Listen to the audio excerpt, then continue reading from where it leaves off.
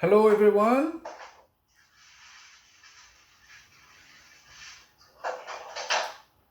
All right, so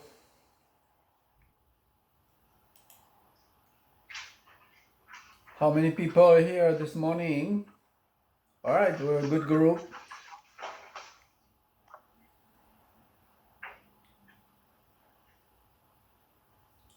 Um, okay, so we're going to get started in a few minutes. We'll just wait 1:15. Uh, at the moment, I have 1:10, so 5 minutes. We should start in 5 minutes time.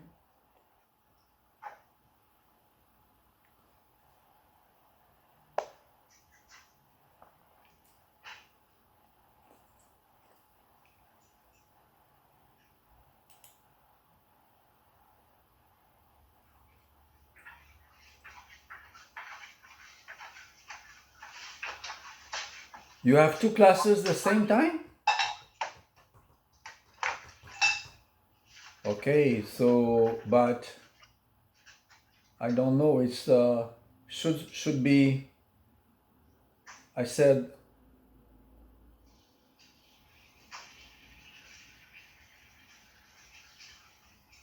I said oh sorry no it's I made a mistake again. Oh my god. It's 10:15. Oh my god. It's 10:15 Fort St. John time. Uh-oh. Yeah. 10:15. I'm sorry, I made a mistake. I said 1:15. No, it's 10:15. Right. 10:15 just now, right? 10:15 Fort St. John time. Okay, I said I because I am in 1:15 in Eastern. I want to say 10:15,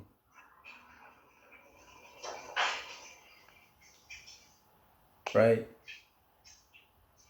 So it's just now, right? Not 1:15 for Toronto, but 10:15 right now. All right. Oh yeah, I will get it right. All right, okay. So it's 10:15 for Toronto time right now. I think. Okay, so let me send a message to everyone to make sure again.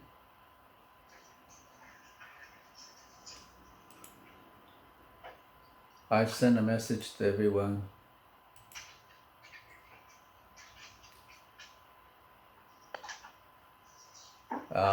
To make sure it's well understood. 104B. By the way, okay.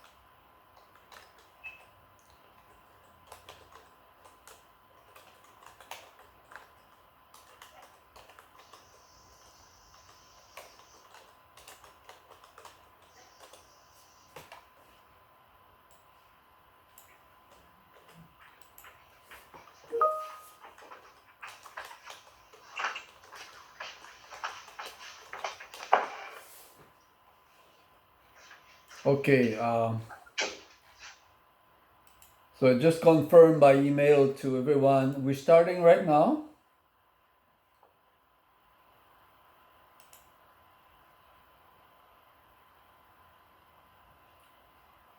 according to the table,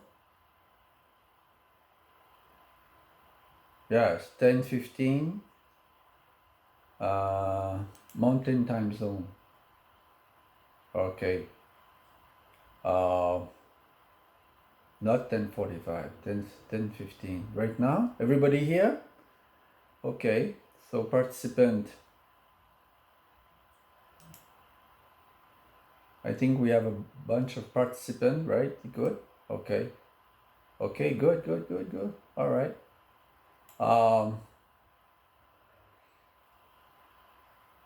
Welcome everyone. You can. I would suggest we. You can ask me, interrupt me, and maybe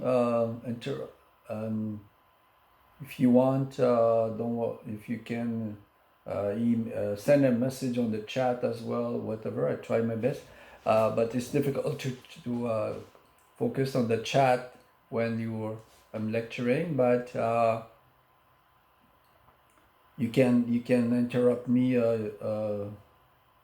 verbally if you want. There's no problem with me. I don't have problem with that. I will share my screen with you. So I think like this, and it's the PowerPoint. I want to focus on the PowerPoint. Which one? PowerPoint, I think. Is it what you see? Not this one, but the PowerPoint. So where is it? That's that one. Okay, so I want to share that one. Hello. Hello. How are you doing? So I had a question. Yes. So I joined MGMT 104 beat today, and it's not updated in my D2L. Okay. Then I don't. So you're not in D2L as a student in the student list. Yeah, I can see management in my teams from which I'm joining, but it is not updated in my D2L, so I cannot see anything about the course. Okay. Well, I guess did you register later, like because you're not on the list because the list is prepared by the registrar and IT department. It's not me that Yes, adds. so I joined today. So you joined today. So okay, Yeah. so you will be I guess they will update the list on D2L as well, I guess. All right. Okay, so what do I do about today? So you should wait on, well, I guess they will do this shortly, like the beginning of next week, or you should check again. You should be on the list. If Okay. not, then if you're not, then you can email me and then I'll follow up. Okay. Okay, thank you. All right. All right. So now the question is, do you see my PowerPoint? If I do that, do you see the PowerPoint? Chapter 1? No. No? I got a blank screen. No, sir. No, sir. Okay, let me see. Why is happening? No, sir. Okay, wait, give me a second. Why is happening? Uh, uh, uh, uh.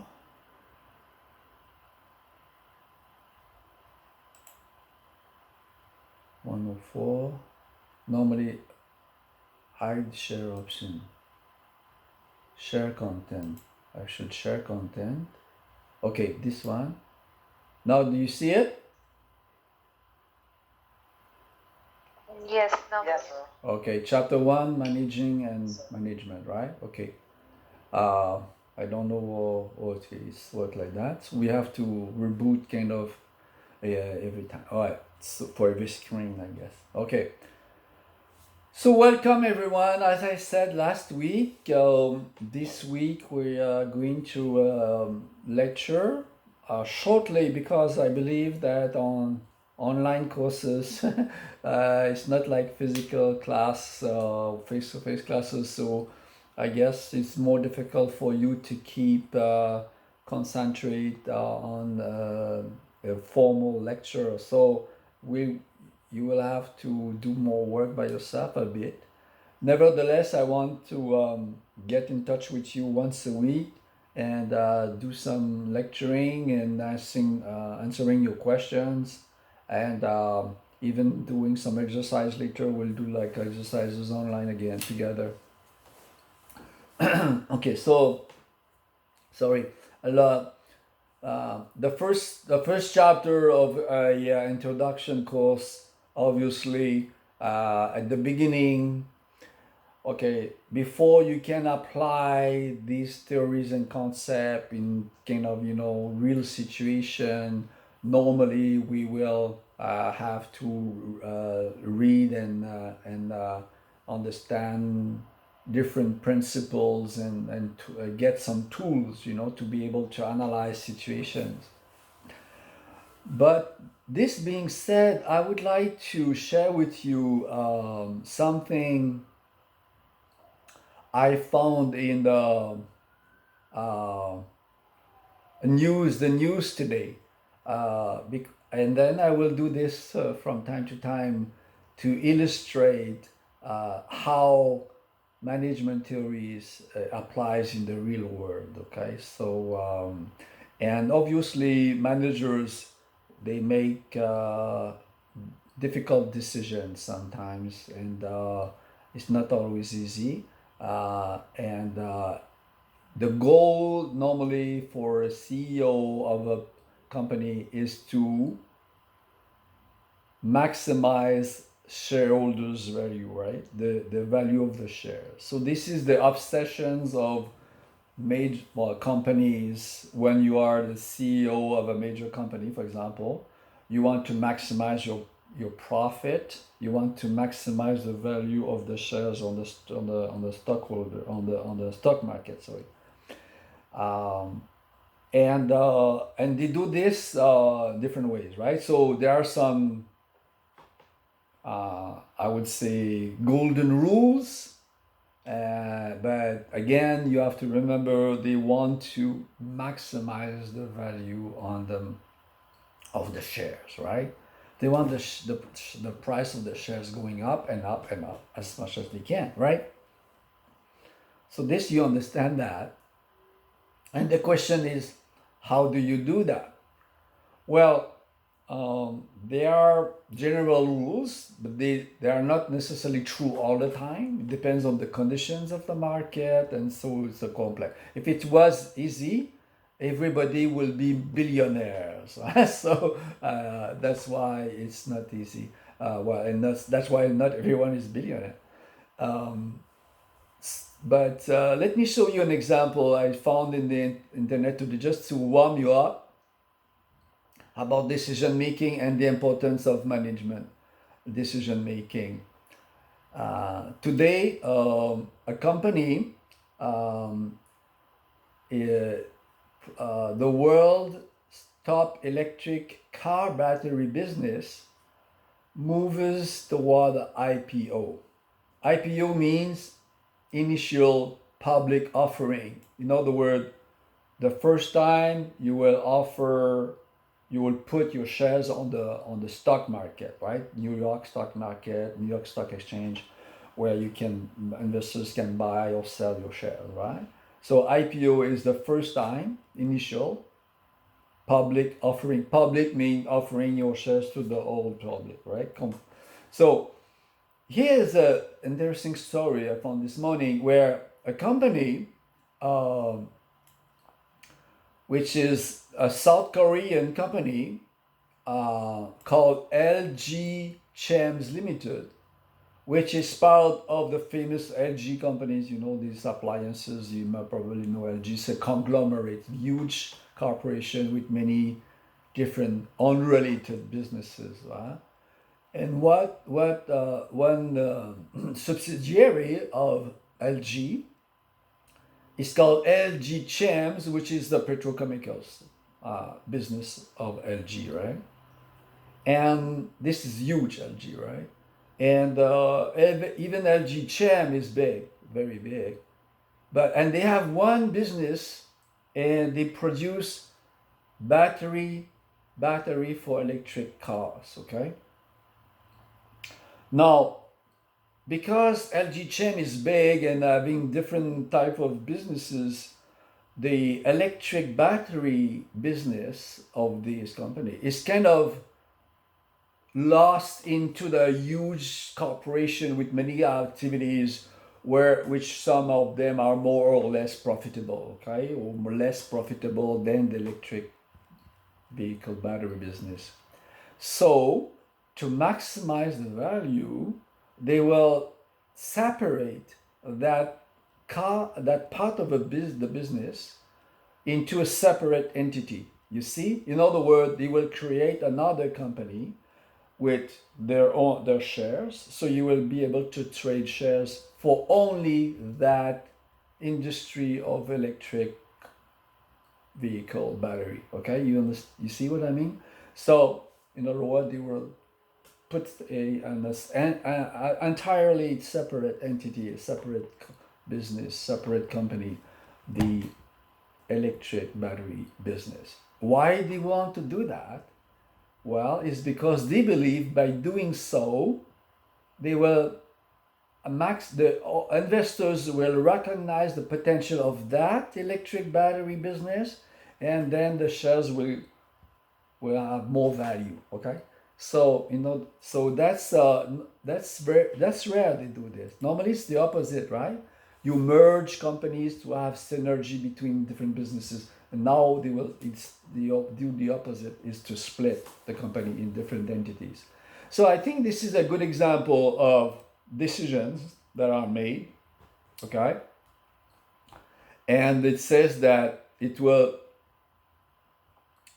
put more focus on the fastest growing business, okay, while allowing investors to place targeted bets on its batteries. Okay, so in other words, they will think that investors will be more attracted to the battery business alone, and not diluted this business with other chemicals, other chemical businesses. Okay, so that's a very interesting thing, I would say, and it's why management exists. Okay, managing and it's maximizing the value of shareholders, and one way to do it is, of course, having separate entities, if necessary, if the best way to do. No, but sometimes it's the opposite. They will merge entities thinking they can save money, and saving money then add more value for investors, for shareholders. Okay.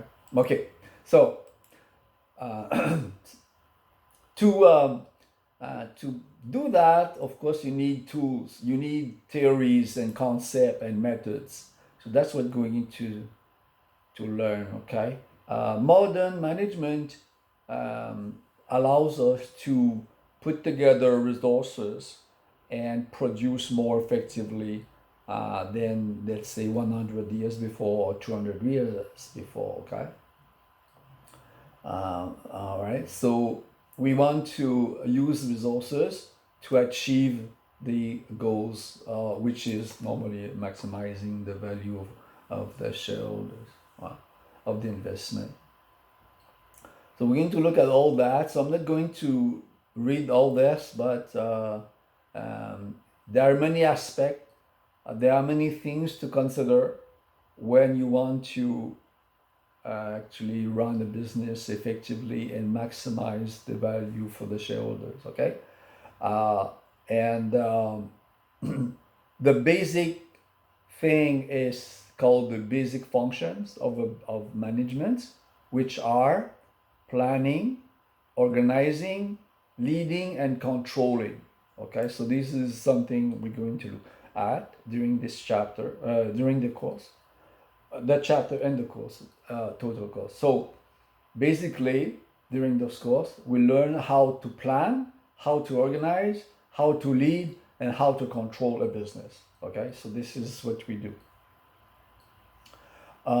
But we need also to factor in different levels of management, right? Because obviously, planning, organizing, leading, and controlling will be different for a top manager than a middle manager or first line manager. Okay, so that is also important to make this distinction between the type and levels of management. And we need to factor in the human factor. And the human factor means, okay, people, they are not machines.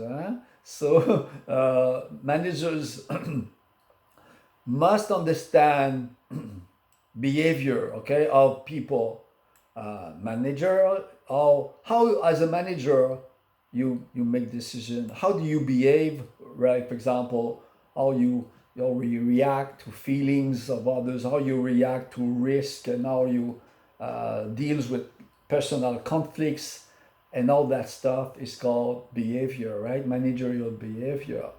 And how you deal with cultural differences, okay? So every business develop their own culture, okay? So the word culture for me is very interesting because it's referred to your ethnic culture, your national culture, your organizational culture, right?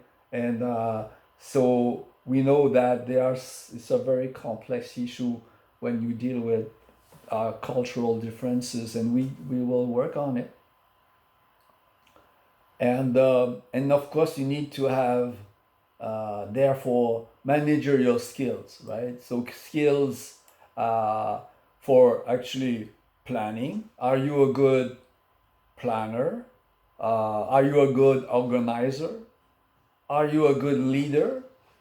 And how do you control the activities of your business? Okay, so some people are control freaks, right? So these people, maybe they overdo the controlling. Some of them are good leader, inspiring others. Some of are good organizer. They put resources together, make them efficient. Some others are better at planning, long-term plan. For example, they are good at uh, predicting the future and having a good strategy.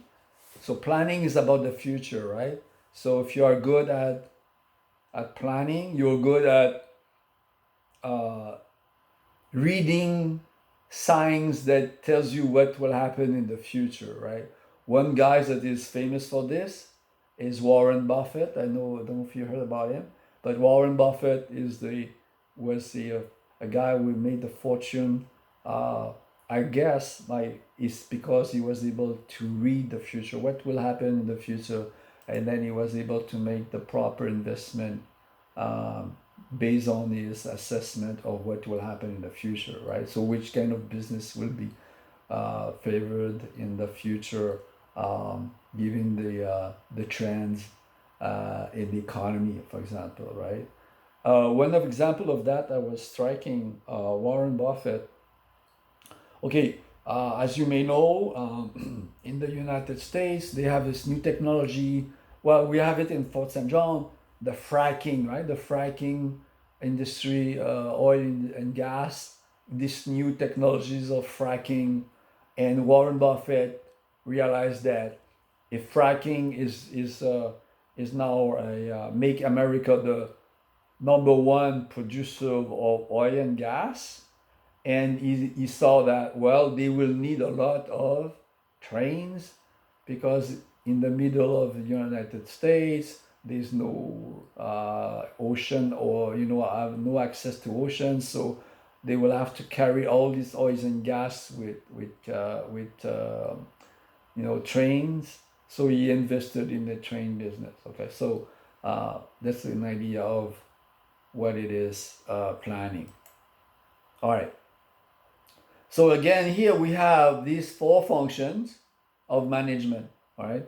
Planning, organizing, leading, and controlling. if you want to add an acronym, I will say no, plug, plug, and then we rearrange that. PLOC, right? Plugs, and then you rearrange that in the proper order. But the order is important because first we plan, second we organize, third we lead, and four we control, right? So that's normally in that sequence that these functions are performed, right? Okay, so you see that, and now we have to look at different type of activities. Okay, so the so-called social economy, it's when organizations, they don't pursue profit maximization, but they have social objectives. Some organizations are not for maximizing profit, but they are non-profit organization. And non-profit organization, they may not be a big part of the economy, but they still are important. So we have to consider as the third pillar of the economy. So social activities, social organization, non-for-profit, like the Red Cross and so many others. Cooperative. So if you have a co-op, in Canada we have big co-op. We have a big financial co-op, and we have a farmers co-op, and they are there to serve members. Co-ops are not there for making profit.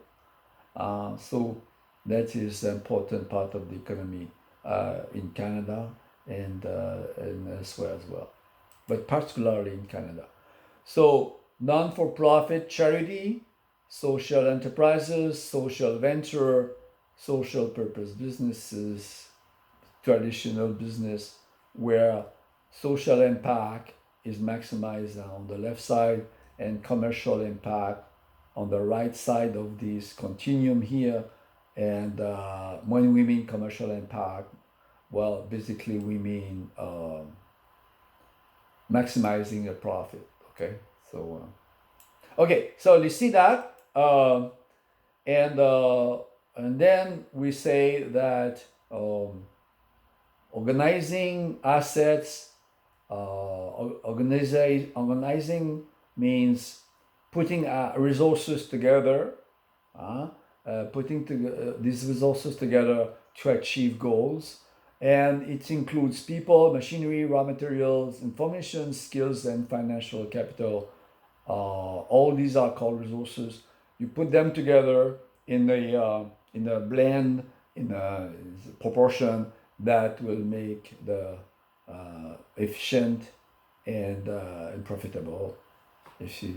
So that's basic. Okay, that is fundamental, and that leads to two concepts. The concept where you are measuring your results, right? So what are you doing to measure? Is the business effective and efficient? So these two terms create confusion sometimes because they are so alike, but they means different things. Okay, so how you measure your success is with these two benchmarks. Effectiveness is answering the question: are we achieving the goals? And to which degree we achieve the goals, right? So if we are effective when we meet our goals. So, and we can meet the goals totally or just in part. So that will be then less effective and completely ineffective if you miss it all. Efficiency is different. Efficiency is how you use well your resources, okay, to achieve the goal. So efficiency is a different concept than effectiveness. if you want, in a nutshell, that's oh, that's me. I should put it in the blue background because that's my rule, right? I said, remember that? Maybe if you don't, I will tell you now. When it's blue, when the background is blue, it's something that it's not in the from the publisher. It's my own addition. It's an additional slide, okay, that I put up for you, okay. So this one as well. Okay, these are mine, right? So which one? This one, okay. So in a nutshell, again, effectiveness, answering the question: do you do the right things? And did we achieve the goals? Okay, so that will be okay. Either question represent effectiveness. Okay, and efficiency is: do you do things right? Okay, have we used the resources well? This is called efficiency. Right. So these two benchmark they or measurement. Okay, so we are going to measure our effectiveness and our efficiency. All right. So now here's we do this in it's a kind of table, right? A table with or a figure with vertical axis and horizontal axis. So it gives us a four quadrant matrix, right, or table, and then you can have four situations. Okay, so that's a simplified view of the world. Okay, but it's for start it's good. You know, in management, I just want to have a parenthesis here. In management studies, or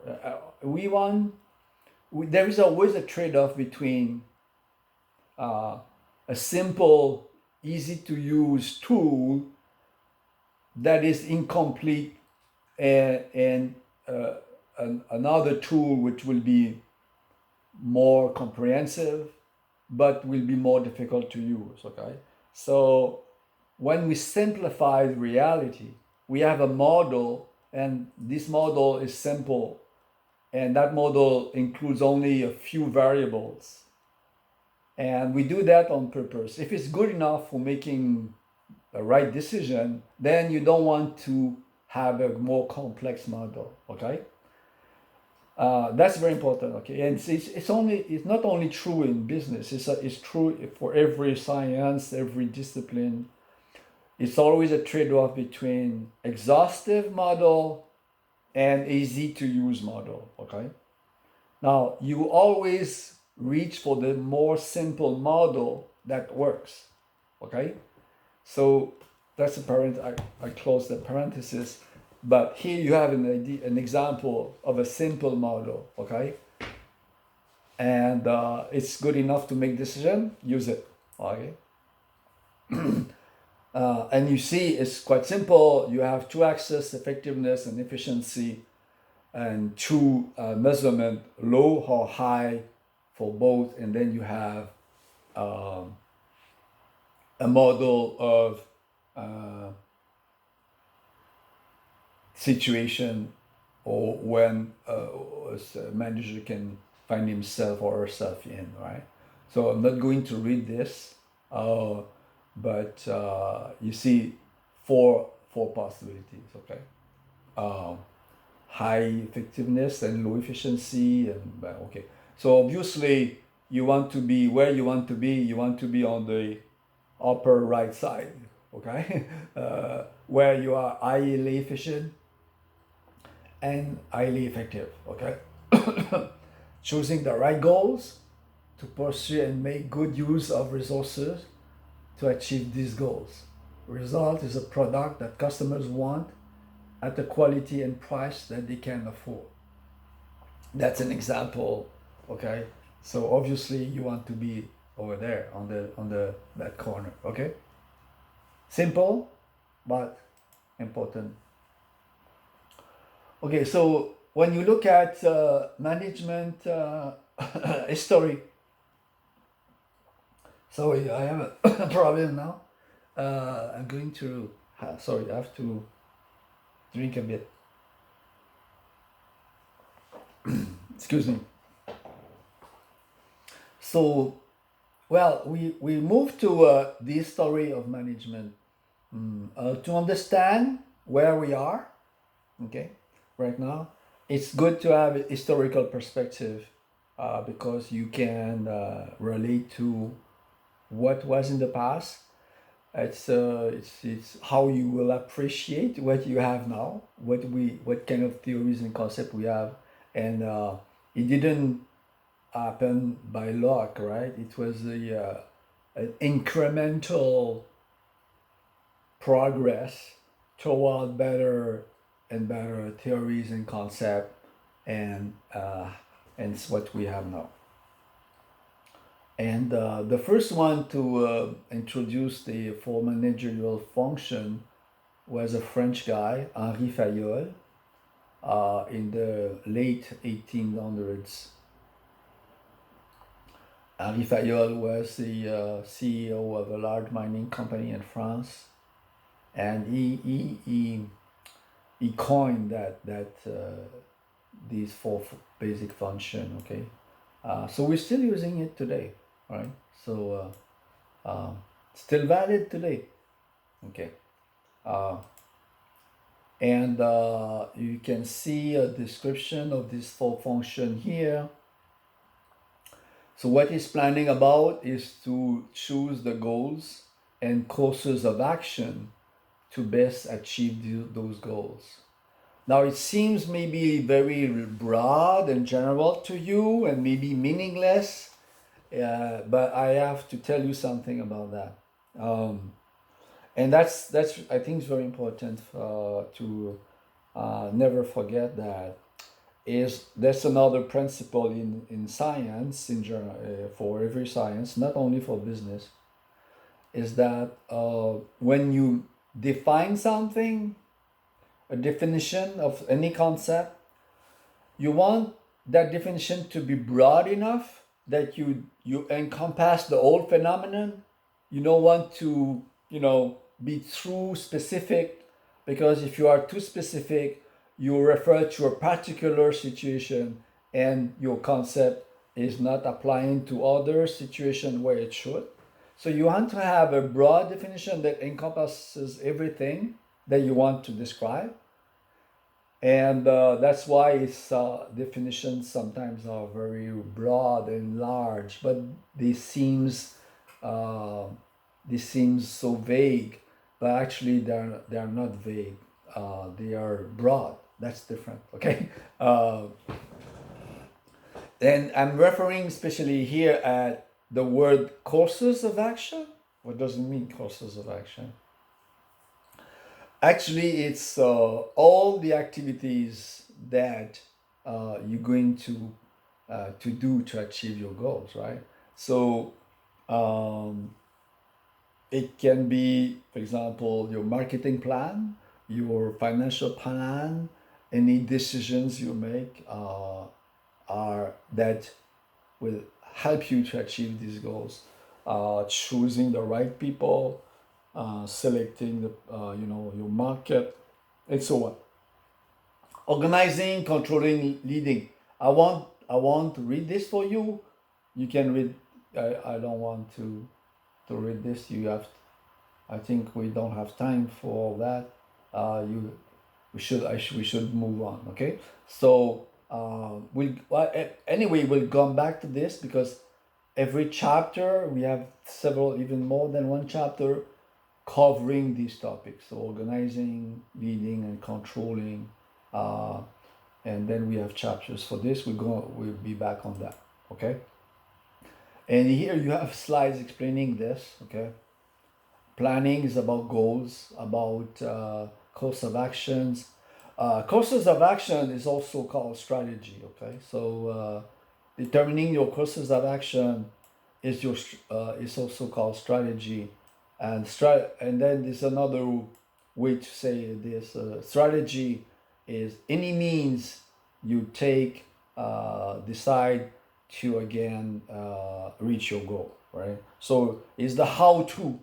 So it's the how to you reach your goal. Okay. So for example, some people will say we want to achieve a 15% return on our investment. That's the goal. Okay. So the goal in terms of ROI, right? ROI, return on investment. Okay. So how profitable, how much money I make, okay, from my investment. Okay. So, but how you do that?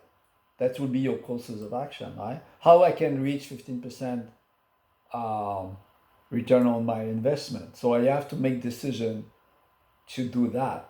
So, and that's called your strategy. Okay. So in other words, you can, okay, decide, okay, to do that, we need to focus on one, the market that is most profitable, and the market that is most profitable, how we identify it. Okay, you may identify that the most profitable market is the luxury products, the high-end products. So you see, all that stuff is the courses of action. Okay, so the outcome of planning is a strategy. Okay, organizing means putting the resources together. Okay, so you want to hire people. Money, we mean resources again, people, assets. Okay, so you want to put them together and organize them in departments. So you have an organ. So the most obvious output of organizing is the organizational structure. Okay, so you're going to have an exercise about that, even an assignment, I think. So we're going to work on organizational structure. There are different kind of structures. We're going to study that. Okay, leading means making people do what you want them to do to achieve the goals. Okay, so that's leading. So how do we lead? Well, the best studies on leading, there's a lot of research about who, what what it means to be a good leader, and there are different styles of leadership. They find out that there are many ways to lead. You can lead in many different ways. And in the end, you need to motivate people. And what motivates people is a purpose. Okay, so when people have a purpose that is bigger than themselves, then they share your vision, and they will work for you, okay, to achieve that vision. Okay, that's the best way to lead. Okay, we'll have a lot of talking about that, but that's what we mean by leading. Leading doesn't mean be authoritarian, right? So because you can be authoritarian, but it's not leadership. Okay. Okay, so we'll talk about that. Controlling means evaluating if we have achieved the goals. And taking measures to correct action if necessary. And that's lead us to the types of managers. First of all, we make a distinction between different levels of managers. Obviously, they have a different roles to play. They need different skills. So we're going to study that. Okay, so top manager does not need the same skills than a first line manager. And that's why, it's not because you're a good first line manager that you will be promoted to the top manager, because it's required different qualities. Okay, so we're going to make distinction between first line, middle, and top managers. And of course, we have a hierarchy, top managers, middle managers, like a pyramid like this. And you see at the bottom departments, human resources are research and development, R&D, operations, accounting, finance, sales and marketing. So that could be an example of the organizational structure we're talking about. Okay, so you organize your company in different departments. Departments, as you know, will be those departments depending on what are your priorities. Okay, so maybe many companies don't have R&D department. They don't do research and development. Small restaurant, maybe a small restaurant doesn't have a R&D department, but a big restaurant, okay, with a lot of very high end gastronomy, they do research and development. They do develop new meals, right?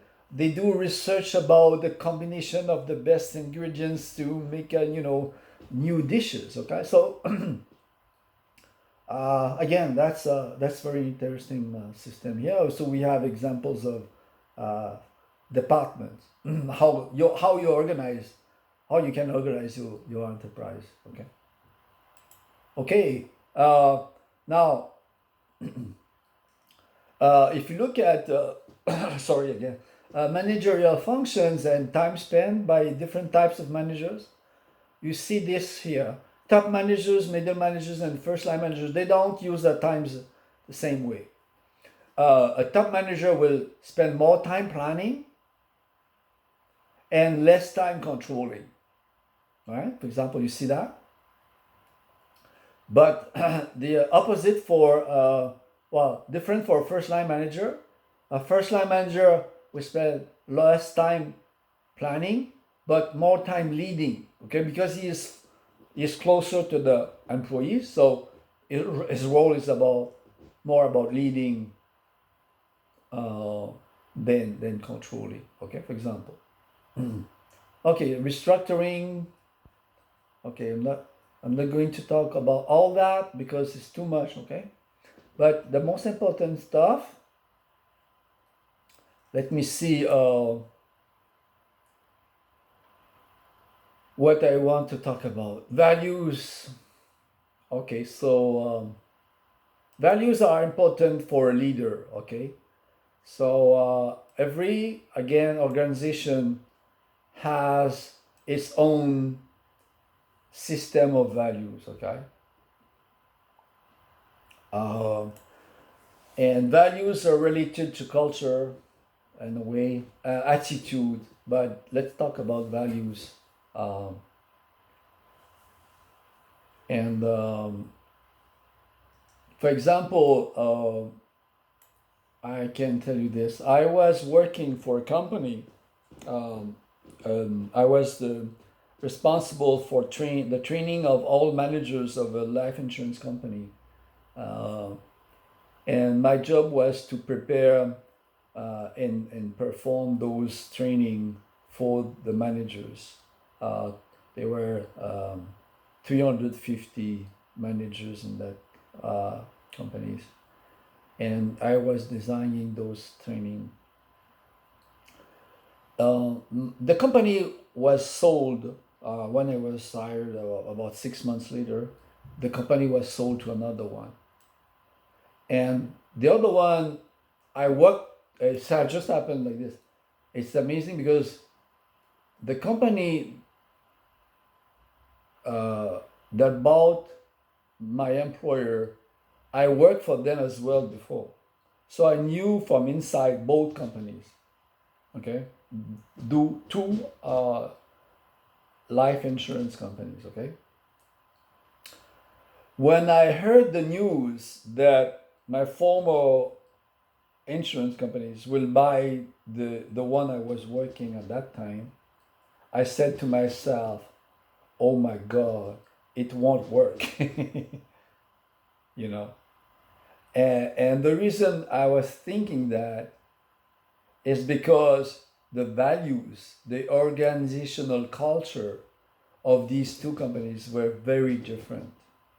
Okay, one company was very authoritative. There was a very authoritative culture, right? in that company, and that's why I left, is because they were very authoritative, and the top manager will send you a letter and they will tell you exactly what to do, and you have nothing to say about it. And they will say, okay, do this, do that, do this, do that. The other company the new company I was working for, they were more entrepreneurial culture. It was an entrepreneurial culture. What I mean by this entrepreneurial culture means that they will say, okay, you, the managers, you are entrepreneurial. Your department, you run this department as it was your own small business, okay? In other words, you have a lot of leeway, you have a lot of flexibility to make decisions. So, in other words, you have more power on what to do, how to do things. So, they were entrepreneurial. So, imagine these two cultures. This is a culture clash, right? So, when the authoritarian managers came in and tell these guys, do this and do that, when they were used to make their own decision, they were very, very upset. So the merging of these two companies didn't work. So they had to reverse back and not try to merge these two companies. They have to unmerge them and keep them separate. You see? And I thought. yeah, that was for only for because of values. Yes? Yeah, sorry to interrupt you. Yeah. But my question is, this class is going on for 104B or C?